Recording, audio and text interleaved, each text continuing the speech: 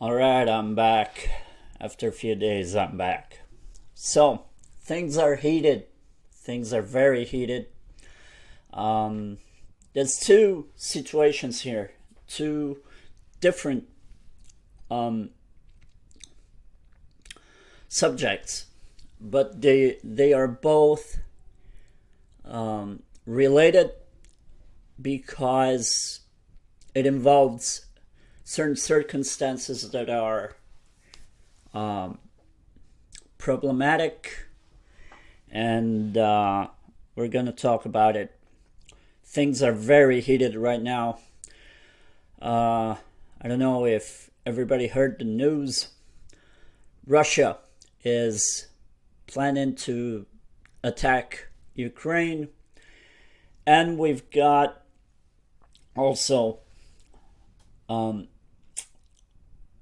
lots of protests in Hong Kong, and China also planning to attack Taiwan. So we have this three issues, two of them involving China. One is Hong Kong, which I'm not gonna talk about it because I need more information. But I want to talk about what's happening, especially between Russia and Ukraine. For those that don't know, the situation is there's a big red alert. It's a red flag. There's a true danger of war right now. I guess those two countries always had very flaring issues, and but this is the first time that the potential for war is actually bigger than ever before. And when I mean war, is not just a war that's going to involve Russia and Ukraine. Of course, that's going to retaliate elsewhere. Of course, OTAN, the US, some of the European Union countries, to some extent the UK, to some extent Australia, they're all going to get involved in this. That's the danger. The potential danger for another world war is bigger than ever. We also have issues between China and Taiwan. The pressure for Taiwan to stay a member of China is rising. Of course, Taiwan does not want it, not only as a state, but the people of Taiwan wants to keep the separation. They want to be independent, and it's their right to not allow China to invade their territory. Now, same goes for Russia with Ukraine. Putin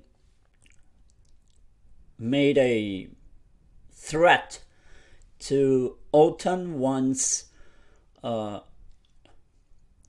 the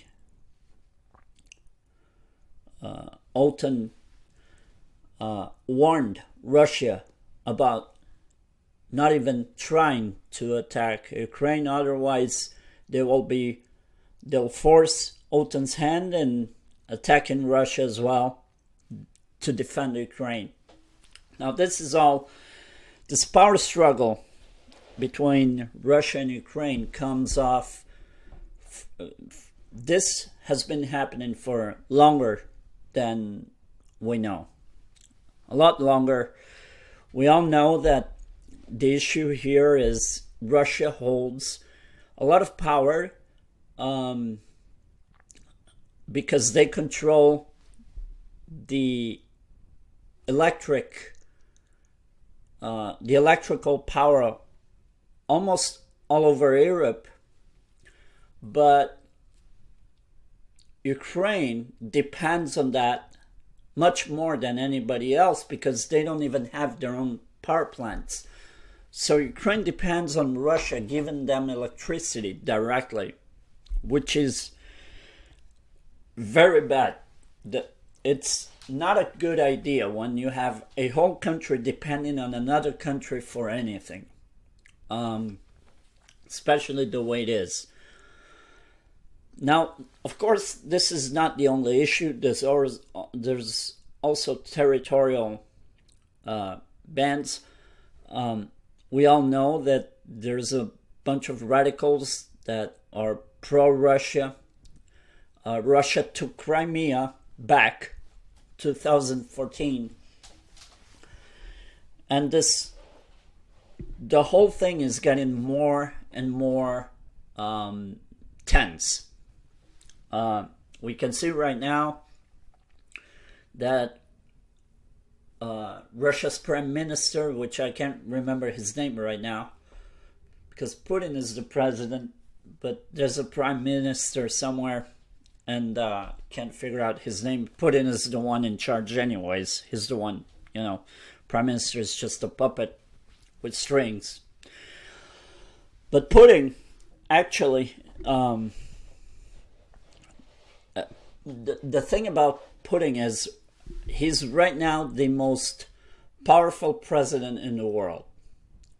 He holds an amount of power that nobody else in any other country has the same power as he does. Arguably, we could say that North Korea with Kim Jong-un has the same, but let's face it, Kim Jong-un is not democratic. I'm talking about actual democratic presidents. And Putin has been voted, so let's say that although there's a bunch of corruption cases against him that, well, we'll see what happens there, but there's allegations that allegedly he's more corrupt than anybody else as well. We just don't know because those countries like Russia and China, it's not like everybody else where the information is given to you because there's freedom of speech and there's no such thing in Russia. Forget about it. There's no free will in Russia or China for that matter. But hey, it's the way their constitution works, the way that it is, and people vote for him. So I don't know, good for him, I guess. Anyway, I'm sorry I apologize for my voice. It's been raining a lot, and I'll just explain a little bit. I have a weird condition where I sneeze a lot and it affects my throat. I suffer from sinusitis. It's terrible. Anyway, I'm not gonna bore you with that. But coming back to what's going on in the world, there's a big potential war coming. That's not good. It's not good because of what this whole thing represents, and Russia holding the power that they have over, not over just Ukraine, because they have a bunch of other countries that are enslaved by them, like Kazakhstan and Bulgaria, and anyway, it's a bunch of them, all right? But since they apply to whatever Putin says, then they don't have a problem. Ukraine, on the other hand, are rebels. They don't want anything to do with having to depend on the Russians for anything. So they're battling for their freedom. They want to be able to have a stable state that is not invaded by the Russians, that is not threatened by them at any cost.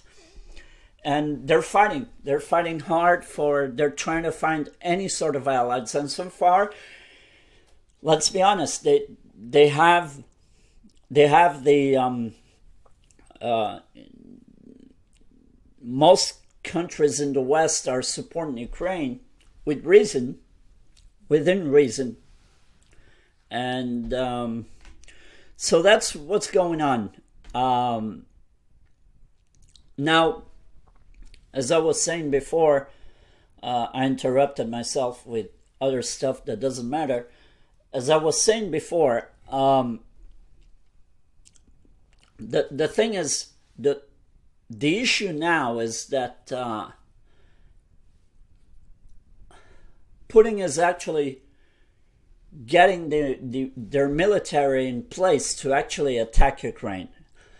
And as far as I can remember, and might be wrong here, this did not happen before.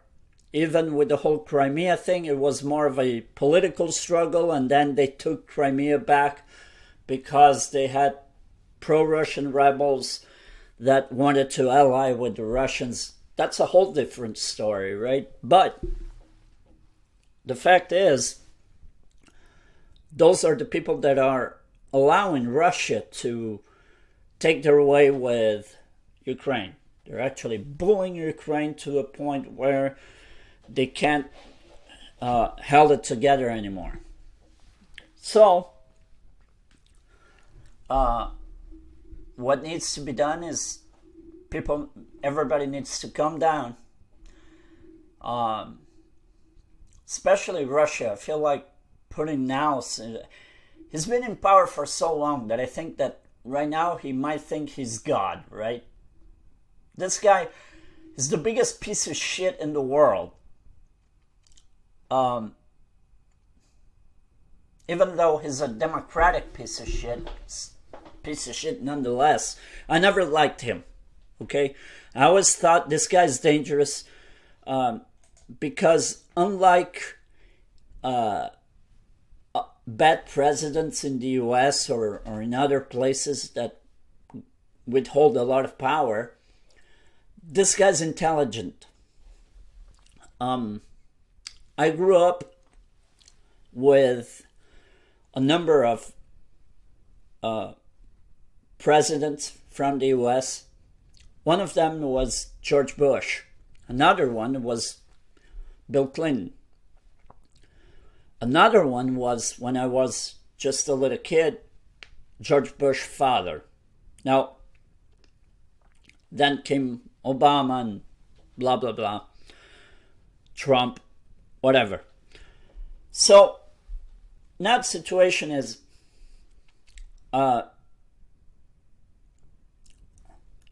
Bush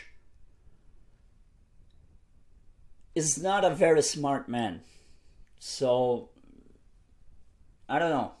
It's kind of weird that he was a president, you know, because he doesn't strike me as someone too bright at any level. And if he is bright, then he hides it very, very well, because I don't see it. For instance, Putin is someone who is extremely smart because he knows how to protect. How can I say this? The issue that I have with him is the way that he hides stuff very well. There's not a lot of information about Russia, how Russia is really. We don't know how Russia works. We don't know how the life of a, let's say, normal Russian family is, right? We don't know if they struggle, if we don't know a lot of how the Russian economy works, how things work inside of Russia. There's not a lot of information about that. Every time we hear something about Russia, it has something to do with Putin directly, Vladimir Putin directly, and it's about him. It's not about what goes on in the country. We don't have information about how the country works, what happens there, what's the unemployment rates, what's the, I don't know, There's no information like that to the outside. It's like they're in their own bubble. Nothing happens, right? So I think that's pretty smart to know how to put fences on information like that. And the danger of that is exactly that you externalize everything. So every bit of information that comes from Russia is actually about Vladimir Putin, and it's actually about Vladimir Putin doing some sort of negotiation with other countries. We never hear anything about what happens inside of Russia. How's the middle class in Russia? We don't know the number of workers, we don't know. There's no statistic whatsoever about anything that happens in Russia. Much similar to the China case, but the Chinese case is a lot more unorganized, because they throw numbers at you, but you don't know if those numbers are real or not, because fuck me, it's China, you know. As far as we know, China is the most populated country in the world, and that's it. The real number, you'll never know, because it's like let me put it like this. I know this is gonna sound terrible to say, but take just as what it is. It's just an example. I'm not discriminating against anybody here. This is just an example.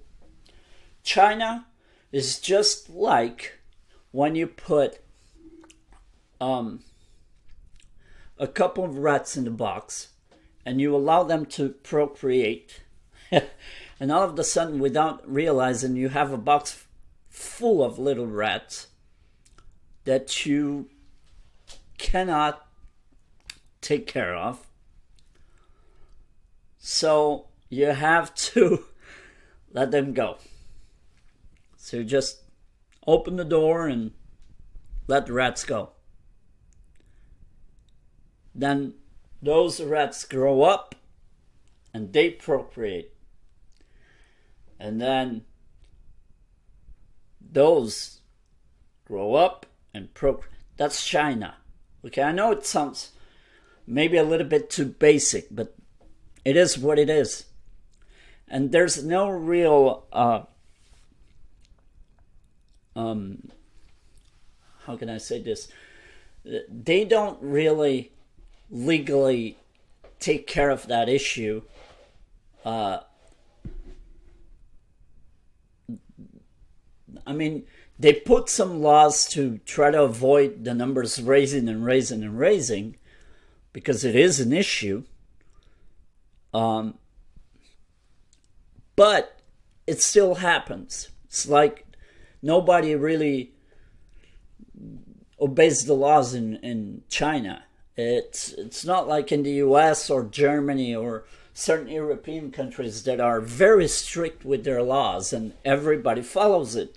It doesn't work that way. China, people do whatever the fuck they want. Same as in Brazil. Bunch of laws, nobody cares. Okay? It's the same. And yeah, so the issue right there is Ukraine needs to find a way out, find a way to not depend on Russia whatsoever, either by building up nuclear plants in order to have electricity available for everyone, although that raises concerns because it's nuclear power and we all know where that's going and how that's going to be. And I'm not just talking about concerns about, weaponizing the country, or I'm talking about concerns as well for the environment and everything that it withholds. So this is a very deep issue. And right now, a war like that could be very damaging for many reasons, because this can get too many countries involved, and it's I think the risk of starting a world war with Ukraine and Russia is now as big as the concerns for when Hitler rose to power in Germany. It's the same thing. Everybody knew once he was in power there was going to be a big war. We were going to have a big war if this guy is in power. What happened? Big war. Big fucking war. So now the concerns are at the same level.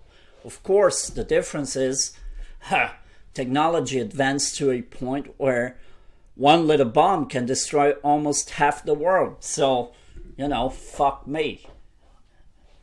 Fuck everything. But hey, I'm trying to think that, because I don't like to be an alarmist. I don't like this. I don't like to be someone who will be here doing what the media does, which is install fear everywhere. I try to be positive. I actually think that the possibility of being able to avoid that war is still also big. Everybody knows that if we start a war now, then there's no turning back. And I truly believe that there's a lot of good things happening, even besides the pandemic and all of this horrible shit that we see reported every day on the news, right? So for me, I try to be positive. I try to, I think that we live in a world that is far better than it was 100 years ago. Safer in all counts. Safer in all counts. If you think of safety, violence, it's safer. There are actually we have less. I know this is gonna sound crazy, but we have less wars now than 200 years ago. Believe me. There's less violence, less war. Even though population of the world has risen by a large quantity, there is less hunger. There are less deadly diseases, okay? Even with the pandemic, those are all good things that we need to take into account as well. That's what I try to do. I like to be balanced. I don't want to come here every day and be whining and complaining about all the horrible stuff that happens, because otherwise I'll be going crazy as well, okay? So I try to be as balanced as I can. But there is a potential risk of starting a war between these two dumbass countries, right? Because if they go to war, they're a bunch of dumbasses. But what can you do if one of the countries has someone named Vladimir Putin in power and they allow it? There's not much there. So the guy's dangerous, okay? And what I mean by this is, I know I said that they're dumb, but what I mean that the dangerous part is he he seems like someone who knows how to strategize. And especially, he seems to be someone who knows how to, okay, I'm not going to war, but if war is unavoidable, I have a strategy. And everybody else has been dancing in their laurels and forgetting about, potential risks of war that sometimes can happen. Okay? So, we'll see where this goes. Let's hope, let's cross our fingers that this is just a risk, nothing else, nothing more. Let's hope Russia come to their senses and backs down. We'll leave Ukraine alone. Let's hope Ukraine doesn't put more wood into the fire, if you know what I mean. But yeah, and concerning China and Taiwan, it's similar. The problem is similar. The difference is, I believe that Taiwan right now, they were independent, and then all of a sudden, I think in 2015 or 16, somewhere around there, China took over Taiwan again. It just happened. There was no war or anything, but there was a big political fight, and all of a sudden Taiwan, same thing with Hong Kong in a different way, but now Taiwan is rebelling against that, and that's another issue. Taiwan deserves its freedom. They deserve to be a free country, right? So that's what I came out to say today. I'm sorry this isn't very nice and light, but hey, things are very heated. Let's hope everybody comes to their senses and all those countries avoid bringing a huge war among us again. This was short, but hey, guys, I'm moving to Germany on Monday, so I don't know what's gonna be the next time that I come back with a podcast. I promise I will do my best. I will try to come back as soon as possible. But for now, the podcast will be suspended for a period of time, hopefully short, but at least a month until I get all the stuff back together and once I get installed in Germany. So, yeah, I'm going to wrap it up. As always, thank you very, very much, and I'll appreciate all of you. And I'll see you down the road.